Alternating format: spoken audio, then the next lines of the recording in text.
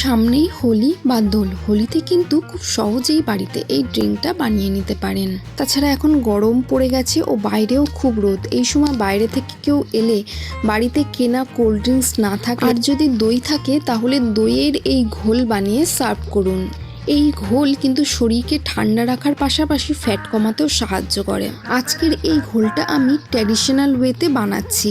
আগেকার দিনে মা ঠাকুমারা যেভাবে করতেন আমি সেভাবে করছি। চলুন দেখে নিই ঘোল বানাতে কি কি লাগছে। নমস্কার বন্ধুরা, আমি ঝুমা আর ঝুমার ক্লাউড কিচেনে সবাইকে ওয়েলকাম। আশা করছি আপনারা সবাই ভালো আছেন, আমিও খুব ভালো আছি। তো চলুন আজকের এই মজার রেসিপিটা শুরু করা যাক। টক দই, চিনি, বিট নুন, পাতিলেবু আর চাট মশলা।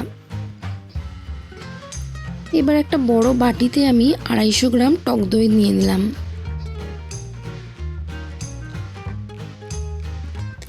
এর মধ্যে 2 টেবিল স্পুন চিনি দিয়ে দিলাম। চিনিটা আপনাদের স্বাদ অনুযায়ী খাবেন, কেউ যদি চিনি না দিতে চান না দিতে পারেন।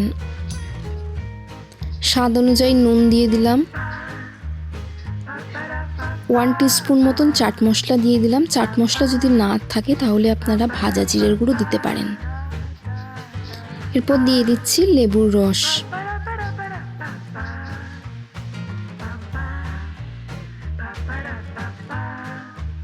এর মধ্যে আমি প্রায় 300 ml জল দিয়ে দিলাম। জলটা আপনারা আপনাদের ইচ্ছা অনুযায়ী দেবেন। এবার আমি এটা ট্র্যাডিশনাল ওয়েতে এই ডাল ঘুটনিটাকে দিয়ে এই দইয়ের ঘোলটা ফেটাবো। আপনারা চাইলে এটা মিক্সিতেও করতে পারেন।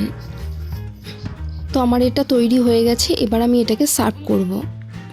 এই রেসিপিটি খুব সহজেই খুব চটজলদি তৈরি হয়ে যায়। তৈরি হয়ে গেল দইয়ের ঘোল। তাহলে কোনো স্পেশাল ডেতে তৈরি করে ফেলুন এই রেসিপিটি। কোনো রিচ ফুড খাওয়ার পর যদি আপনি এই ঘোলটা খান তাহলে হজম হওয়ার সহায়তা বাড়বে। এবার এই গ্লাসের মধ্যে আমি বরফ আর চাট মশলা একটু ছড়িয়ে দিলাম। আর কেমন লাগলো এই রেসিপিটা আমাকে কমেন্ট বক্সে জানান। এই রেসিপিটা ভালো লাগলে লাইক করে দেবেন এবং শেয়ার করে দেবেন বন্ধুবান্ধবদের সাথে। আর আমার নেক্সট ভিডিও পেতে আমার চ্যানেলটিকে সাবস্ক্রাইব করে দেবেন।